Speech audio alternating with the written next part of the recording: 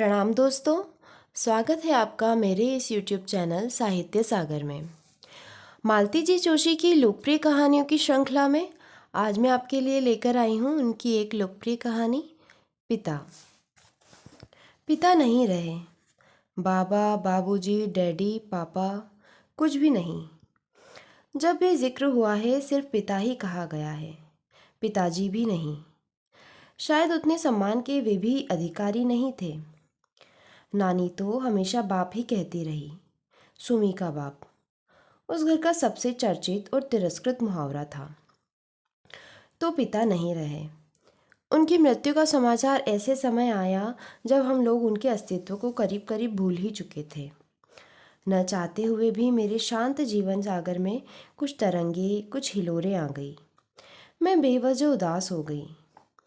यूं उदास होने के लिए पिता की मृत्यु एक खासी वजह थी, पर उस तरह का रिश्ता तो हम लोगों के बीच कभी रहा ही नहीं।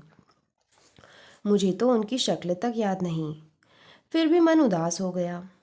शायद इसलिए कि इस दुखद समाचार को मन उस आंतरिकता के साथ ग्रहण नहीं कर रहा जो कि एक बेटी के लिए जायज़ है। मैं अन्य मनस्क सी हो रही थी और डर भी रही थी कि अगर शाम तक मेरा मूड ठीक नहीं हुआ तो साहब बहादुर घर आते ही शुरू हो जाएंगे। परेशान सी लग रही हो, क्या बात है? कुछ भी तो नहीं। मम्मी वगैरह सब ठीक तो है ना? अभी इतवार को ही तो दीदी का फ़ोन आया था। फिर क्या बात है, चेहरा इतना उतरा हुआ क्यों है? कुछ नहीं, बस थक गई हूँ। आजकल जल्दी थक जाती हूँ। चलो चेकअप करवा लेते हैं। नहीं, अभी उतनी नौबत नहीं आई है, मैं तंग आकर कहती हूँ। तब जाकर यह ज़िरह बंद होती है। गुस्सा आता है कि ज़रा सी बात भी इनकी नज़रों से नहीं छिपती। कई बार तो चिढ़कर कह देती हूँ, क्या मुसीबत है, इस घर में कोई मन भरकर उदास भी नहीं हो सकता। उदास होने पर पाबंदी नहीं है डार्लिंग, ये मुझे अपने पास खींचकर कहते हैं। I just want to share it and I want to enjoy it all by myself. वह हंस देते हैं, एकदम स्वच्छ निर्मल हंसी। और हंसने की तो बात है ही, उदासी भी कोई एंजॉय करने की चीज़ है। उन्हें दुख होता है, हैरत होती है कि इस सुख के अथाह सागर में भी मैं दुख के कण कहाँ से बिन लेती हूँ। इसलिए शुरू हो जाते हैं। मम्मी की याद आ रही है, शुभम का रिजल्ट आया है, शगुन ने बहुत परेशान किया क्या? मतलब यह कि उदास हो तो कारण बताओ। इस कारण बताओ नोटिस पर मैं खिंच जाती हूँ। पति का इतना अधिक संवेदनशील होना भी भार लगने लगता है। और मम्मी को हमेशा यह शिकायत रही कि उनके पति के पास संवेदना नाम को भी नहीं थी। हर दर्जे का आत्म केंद्रित व्यक्ति था वह, दूसरों के सुख दुख से एकदम अनजान। घर उनका था, वे स्वामी थे। मम्मी पत्नी कम, नौकरानी ज़्यादा थी। नौकरानी जिसे तनख्वाह न देनी पड़ती हो। मेज संवारने से लेकर सेज संवारने तक का हर काम खुशी खुशी करना उसका फर्ज था।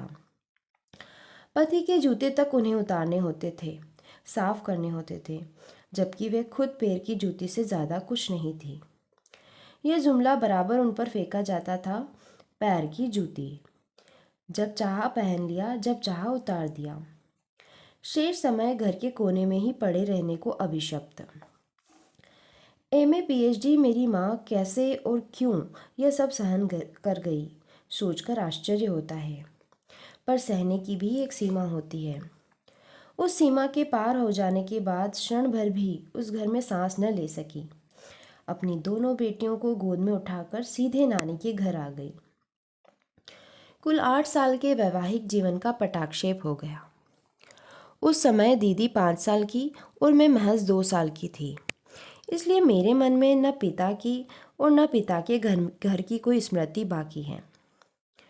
भाई के घर में हमेशा निभाव होना कठिन था। मम्मी इस बात को जानती थी, इसलिए सुविधा और संयोग जुड़ते ही उन्होंने अपना स्थानांतरण भोपाल करवा लिया। आते समय नानी को भी साथ ले आई ताकि उनके भरोसे लड़कियों को छोड़कर निश्चिंतता से नौकरी कर सके। जब से होश संभाला नानी को सदा अपने पास ही पाया। मम्मी की व्यथा कथा भी उन्हीं से सुनी है, नहीं तो मम्मी ने तो बच्चों के सामने वह अध्याय कभी खोला ही नहीं। न पिता की निंदा की, न उन्हें याद किया। नानी ही जब तब उन्हें कोसने लगती है और थके स्वर में कहती, अब रहने दो अम्मा, तुम अपनी ज़ुबान क्यों गंदी करती हो। नानी कहती, लली मेरी जान जलती है, तभी ना गालियाँ निकलती है। मरे ने मेरी सोन चिड़ैया की जिनगानी मिट्टी कर दी। बाप के रहते बेटियां अनाथ हो गई। नानी का जब मूड खराब होता तो उन रिश्तेदारों की भी शामत आ जाती जिन्होंने यह संबंध सुझाया था। मरो ने हवा तक नहीं लगने दी कि लड़के का चलन ठीक नहीं है। पता नहीं किस जन्म की दुश्मनी निकाली थी। ईश्वर करे उनकी बेटियों को भी ऐसा ही नरक नसीब हो। नानी किसी तरह चुप न होती तो मम्मी मुझे खींचकर दूसरे कमरे में ले जाती और कहानी सुनाने लगती। मैं बड़ी बड़ी आंखों से मम्मी को देखते हुए दूसरी ही कहानी बुनने लगती। उस कहानी में न राजा रानी होते न परियां होती। उन कहानियों में अनजान आदमी राक्षस या दैत्य की शक्ल में होता और मेरी नाजुक सी गुड़िया सी माँ चुपचाप उसके अत्याचार बर्दाश्त कर रही होती। बचपन में पिता की कल्पना मैंने हमेशा दैत्य के रूप में ही की, पर जब कुछ बड़ी हुई तो उन्हें मानवाकार देने की कोशिश की, पर कल्पना में कोई चित्र भी नहीं उभरता था। जैसे तैसे समझ आती गई, कुछ वाक्य मन पर अंकित होते गए। निम्मी बिल्कुल अपने पिता पर गई है। नाक, नक्श, रंग, रूप, कद, काठी बिल्कुल वही है। फिर नानी उस चित्र में रंग भर देती। अरे स्वभाव भी बिल्कुल वैसा ही है, एक नंबर की जिद्दी नकचड़ी है। सुमी एकदम गऊ है, बिल्कुल अपनी माँ जैसी। यह मरी तो हूबहू बाप का नमूना है। मतलब पिता ऊंचे, कद्दावर, सांवले, तीखे ने नक्श वाले जिद्दी इंसान थे, जबकि मम्मी नाजुक सी, गौरी सी, सौम्य प्रवृत्ति वाली महिला थी। लोग कहते हैं ईश्वर जानबूझकर ऐसे जोड़े बनाता है ताकि संतुलन बना रहे, दोनों एक दूसरे के पूरक हो जाएं। फिर इन लोगों को निभी क्यों नहीं, क्या गड़बड़ हो गई। कभी कभी दीदी से मनुहार करती, दीदी बताओ ना अपने पिता कैसे थे, तुम तो उस समय काफ़ी बड़ी थी ना। दीदी अपने स्वभाव के विपरीत मुझसे एकदम झिड़क देती, मेरा दिमाग मत चाटो, मुझे कुछ भी याद नहीं, नहीं मैं इसकी ज़रूरत महसूस करती हूँ। फिर धीरे से कहती, दूसरी बेटी पैदा करने के अपराध में उन्होंने मम्मी को जो अमानुषिक यातनाएं दी है, मुझे सिर्फ वही याद है। दूसरी बेटी मतलब मैं? हाँ तुम। और प्लीज़ अब इस प्रसंग को यहीं समाप्त करो। दीदी दोनों हाथों से सिर पकड़कर कहती कि वह एक बुरा सपना था जिसे वे भूलना चाहती है। दोनों हाथों में सिर थामे दीदी मुझे बिल्कुल मम्मी की टू कॉपी लगती। मुझे कभी कभी बहुत दुख होता, मैं उन जैसी क्यों नहीं हूँ, नाजुक छुई मुई सी। नानी कहती, ताड़ सी लंबी हो रही है, दूल्हा कहाँ से आएगा इसके लिए। लेकिन आश्चर्य, दूल्हा मेरे लिए ही आया। दीदी अनब्याही रह गई। खैर रिश्ते तो उनके लिए भी बहुत आए। लोग तो 5 कपड़ों में ब्याह कर ले जाने को तैयार थे, पर दीदी को विवाह के नाम से ही चिढ़ हो गई थी। बचपन के जो दृश्य दुस्वप्न की तरह उनके मन पर अंकित हो गए थे, उनसे वे कभी मुक्त नहीं हो पाई। डॉक्टर होते ही वे आगे की पढ़ाई के लिए अमेरिका चली गई और वहीं बस गई। दीदी के जाने के बाद मम्मी एकदम अकेली पड़ गई। कुछ तो नानी की मृत्यु ने ही उन्हें तोड़ दिया। दीदी के जाने के बाद तो एकदम ही गुमसुम हो गई। दीदी के साथ उनके अंतरंग संबंध थे, उस तरह से वे मुझसे कभी जुड़ नहीं पाई। शायद मुझ में अपने पति की प्रतीक्षायाँ देखती हो या कि मेरे स्वभाव में ही कुछ खोट रही हो, पर वे हमेशा मुझसे छिटकती ही रही, बल्कि उनकी अपेक्षा में नानी के अधिक निकट थी। नानी ने कभी सीधे मुंह बात नहीं की, पर उनका प्यार गालियों में ही उमड़ा पड़ता था। नानी की मृत्यु के बाद मम्मी ही नहीं, मैं भी बहुत अकेली पड़ गई थी। जीवन के इस सूनेपन को भरने में अजीत ने बहुत मदद की। यह सचमुच मेरा सौभाग्य था कि जिस समय मन सहारे के लिए भटक रहा था, अजीत सामने पड़ गए, नहीं तो मैं किसी के भी कंधे पर सिर रखकर रोने पर आमादा थी। मुझे तो आज भी इस संयोग पर गर्व और आश्चर्य होता है कि उन दिनों अजीत से मुलाकात हो गई। एक दिन मम्मी से परिचय करवाने के लिए मैं उन्हें घर ले आई थी। मैं चाय बनाने भीतर आई तो मम्मी भी मेरे पीछे पीछे चली आई। बोली, निम्मी, यह लड़का तुम्हारा मित्र ही है या और भी कुछ है? अभी तो सिर्फ मित्र ही है, बाद में शायद और कुछ भी या बहुत कुछ बन जाए। वे पुनः बाहर जाकर बैठ गई और चाय के दौरान उन्होंने बहुत सहज भाव से कहा, अजीत, नमिता ने शायद तुम्हें बताया होगा कि मैं और उसके पिता वर्षों से अलग हैं। उसके जहन में तो शायद उनकी कोई तस्वीर भी नहीं होगी, क्योंकि उस समय वह बहुत छोटी थी। नमिता ने मुझे कुछ नहीं बताया, शायद कभी जिक्र ही नहीं चला। और आप भी मुझे यह सब क्यों बता रही हैं? इससे क्या फ़र्क पड़ता है? फ़र्क पड़ता है।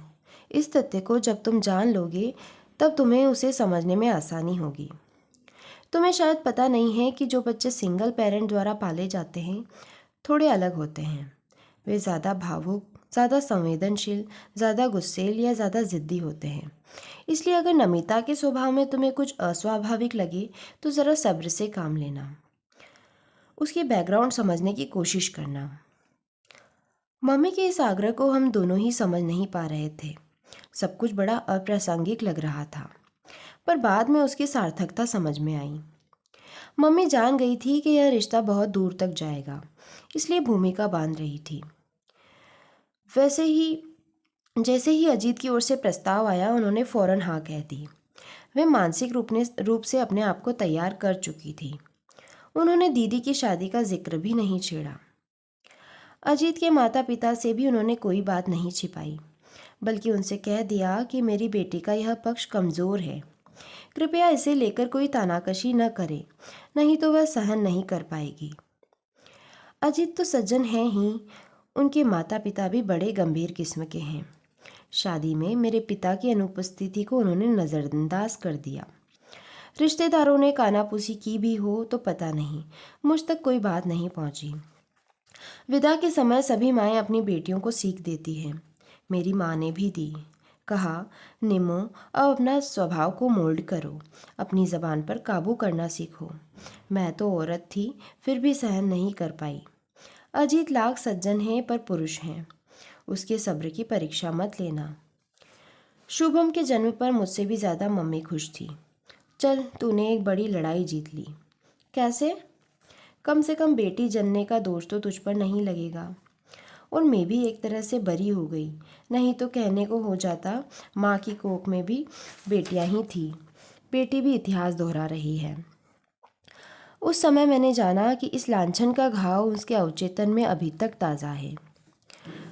2 साल पहले एक फ़ोन आया था। दीदी उन दिनों यूएसए से आई हुई थी। उनसे मिलने मैं भी मम्मी के पास पहुंच गई थी। फ़ोन मैंने ही उठाया था। हेलो, कौन सुमी बोल रही है? जी नहीं, मैं निम्मी हूँ, नमिता। मैं तुम्हारा गोविंद चाचा बोल रहा हूँ। तुम तो शायद पहचानोगी भी नहीं। सुमी होती तो पहचान लेती। ज़रा अपनी मम्मी को फ़ोन देना। मम्मी कॉलेज गई हुई थी, मैंने दीदी को पकड़ा दिया। कोई गोविंद चाचा है। दीदी का चेहरा एकदम तन गया। बड़ी ही रूखी आवाज़ में उन्होंने कहा, यस, सुमिता हियर। उस तरफ से क्या बात हुई पता नहीं। दीदी ने तल्ख अंदाज में कहा, मतलब हमारे पिता अभी मौजूद हैं। This is a news for us. मेरी माँ ने तो अरसों पहले अपने सारे सौभाग्यालंकार उतार दिए हैं। हमारे लिए तो पिता का अस्तित्व कब से शेष हो गया। Anyway, thanks for calling. और दीदी ने रिसीवर पटक दिया। मैंने प्रश्नार्थक नज़रों से देखा।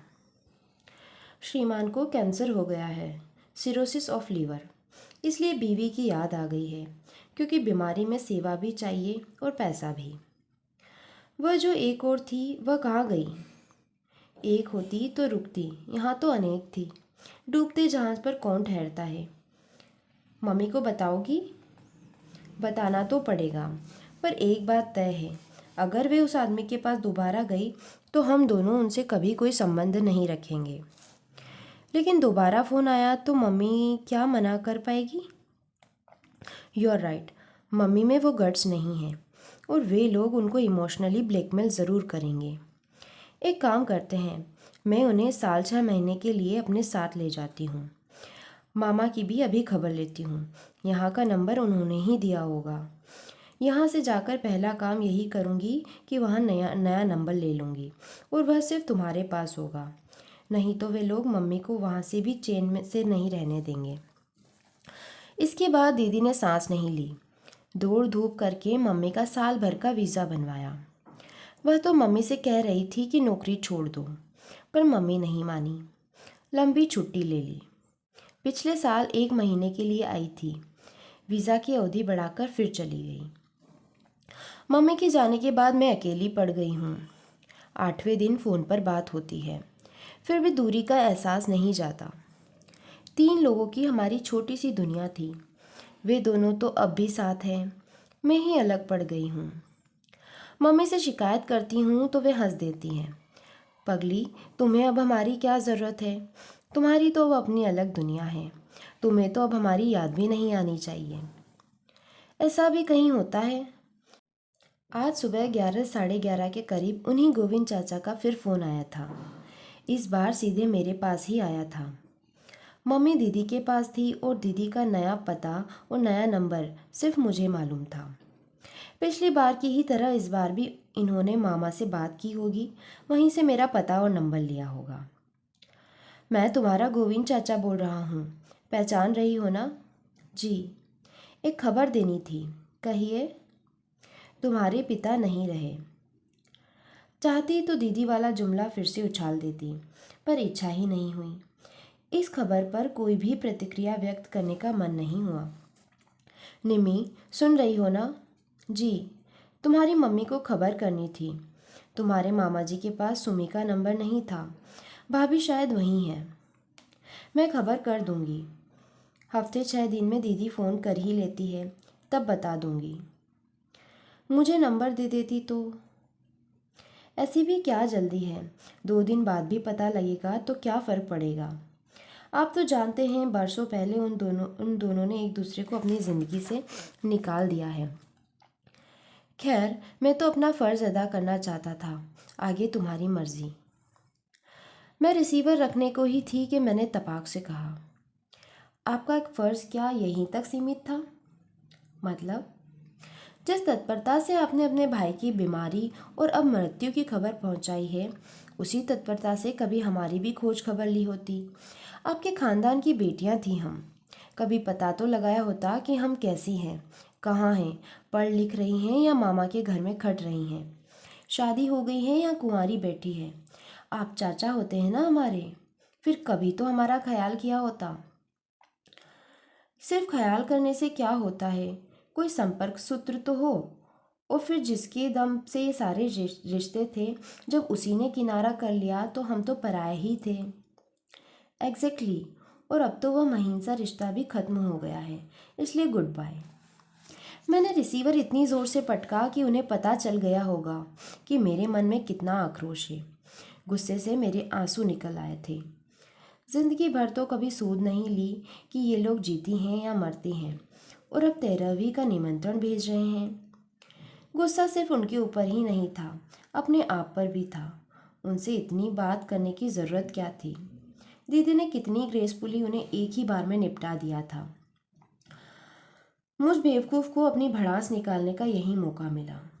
मेरे आक्रोश के पीछे से झांकता मेरा उदास, एकाकी, निरानंद, अभावग्रस्त बचपन उन्होंने ज़रूर देख लिया होगा। अपने दुखों को इस तरह विज्ञापित करने की क्या ज़रूरत थी? यह तो एक तरह से मैंने मम्मी का अपमान ही कर दिया, उनकी सारी तपस्या पर पानी फेर दिया। पता नहीं कितनी देर तक मैं अपने को कोसती रही, हिल हिल कर रोती रही। शाम को रोज़ की तरह मुंह हाथ धोकर मैंने कपड़े बदल लिए, फिर भी इन्होंने आते ही मेरी चोरी पकड़ ली। क्या बात है? लगता है दिन भर रोती ही रही हो। मैं एकदम फट पड़ी। तुम सीआईडी में भर्ती क्यों नहीं हो जाते? बेकार दफ्तर की फाइलों में अपनी प्रतिभा जाया करते हो। Thank for the compliment madam, पर आपका चेहरा इतना पारदर्शी है कि कोई अंधा भी उसे पढ़ सकता है। मैं तो फिर 2 आंखें रखता हूँ। किचन में एक गिलास भी टूट जाता है तो मुझे पता चल जाता है। टेलर अगर तुम्हारा ब्लाउज बिगाड़ देता है तो मैं जान जाता हूँ। आज तो सचमुच कोई गंभीर बात हुई है, क्योंकि तुम दिन भर रोती रही हो। ठीक कह रहा हो ना? रोने पर पाबंदी है कोई? पाबंदी नहीं है, पर पूछना तो मेरा फ़र्ज़ है ना। पति हूँ तुम्हारा। मन हुआ चीख कर कह दूँ, भाड़ में गया तुम्हारा फ़र्ज़, प्लीज़ लीव मी अलोन। पर मम्मी की सीख याद आ गई, जो उन्होंने सगाई पर, शादी पर, अमेरिका जाते हुए दी थी। कहा था, निम्मी, अपनी ज़बान पर, अपने गुस्से पर काबू रखो। ये छोटी छोटी बातें ही गृहस्थी में दरार पैदा करती है। माना कि अजीत बहुत सज्जन है, सहनशील है, पर चंदन भी कभी कभी आँख पकड़ लेता है।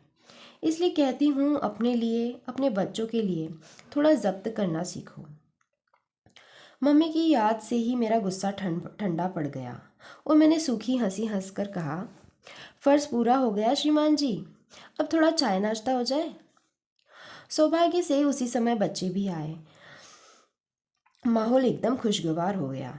रात का खाना भी उसी प्रसन्न वातावरण में हुआ। उस रात टीवी खोलने का मन नहीं हुआ। शगुन को थपकते हुए मैं बरामदे में आ बैठी। ये भी सामने वाली कुर्सी पर बैठ गए। शुभम उनकी गोद में चढ़ गया। दोनों बच्चे नींदियाए हुए थे। सोने में 10 मिनट भी नहीं लगे। हम लोग थोड़ी देर इधर उधर की बातें करते रहे। फिर मैंने एकाएक कहा, आप शाम को ठीक कह रहे थे, आज एक गंभीर बात हो गई है। क्या? मेरे पिता नहीं रहे। ओह, उन्होंने कहा और चुप हो गए। शायद चुप रहे होंगे कि सांत्वना में क्या कहूँ, या फिर सांत्वना दूँ भी कि नहीं।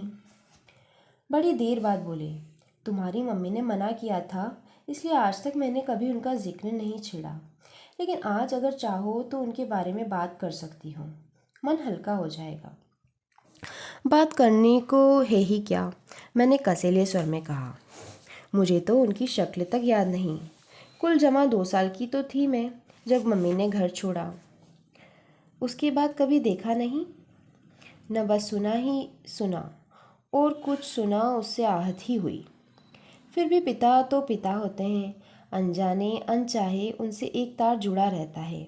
नहीं तो तुम रोती क्यों? आप गलत समझ रहे हैं, मैं पिता के लिए नहीं रोई थी, मैं तो अपने लिए रोई थी।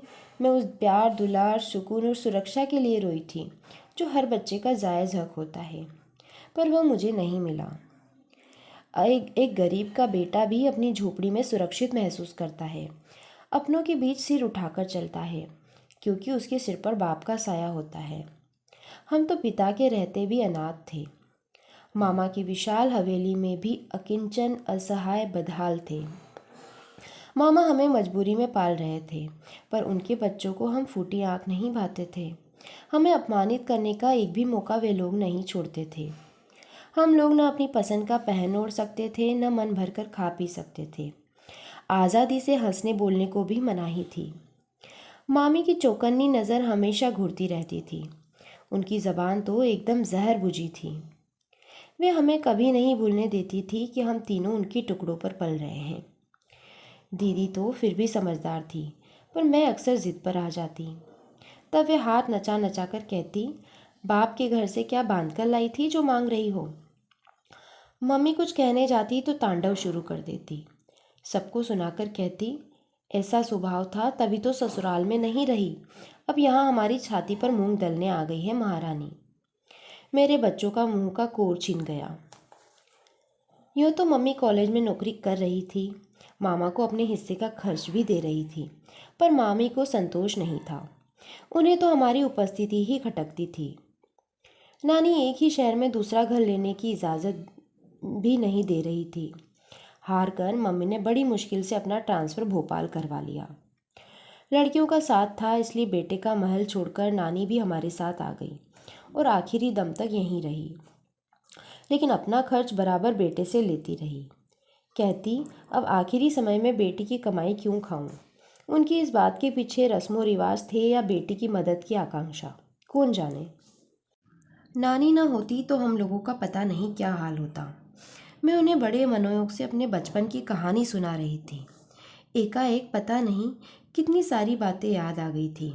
अपना अकेलापन, मम्मी के आंसू, पड़ोसियों की तानाकशी, सहेलियों की कानाफूसी, रिश्तेदारों का वो उपहास।